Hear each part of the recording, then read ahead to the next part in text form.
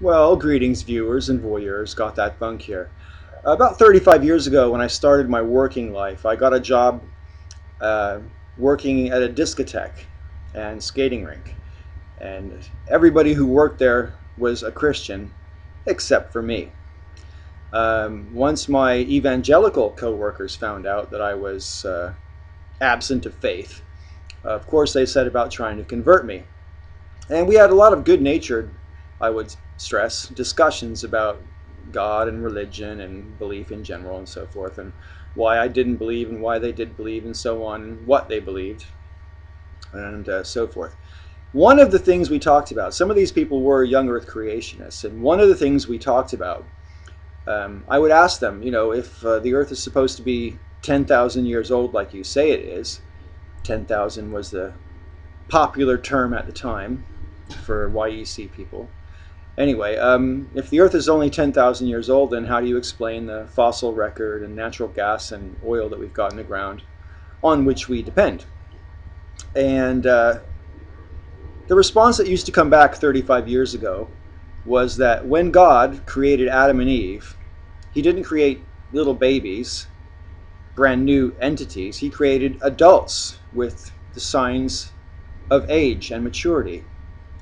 So when God created the earth, in order for his children, i.e., us human beings, to prosper, he had to create a world for us which had the signs of age so that we could use the resources therein. Um, and that was the popular sort of shtick from young earth creationists at the end of the 70s and beginning of the 80s. Fast forward 10 years, and the story from these people started to change. And I think Bill Hicks, the comedian, makes reference to it in several of his stand-ups. That's by the end of the 80s, the popular myth from young earth creationists is that fossils are a lie.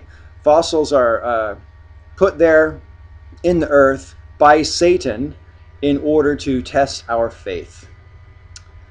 And that seemed to hold sway. That theory seemed to hold sway for quite a few years among young earth creationists. And more recently, certainly in the past sort of 5 or 6 years that I've been aware, the story seems to have changed again. And now, instead of 10,000 years, they seem to say 6,000 years. And instead of creating a world with apparent signs of age or Satan trying to test our faith, now they say that of course dinosaurs walked the earth with people. They were wiped out by the flood that God sent to Noah to cleanse the earth. And that's their explanation. Uh, Dinosaurs were here at the same time as people, so there. That's the truth now, apparently. And I would put it to you, if you're a young earth creationist, that if the truth changes, it is not the truth. What's the story going to be 10 or 15 years from now? Thanks for watching this video. Until next time, may all your ups and downs be ups.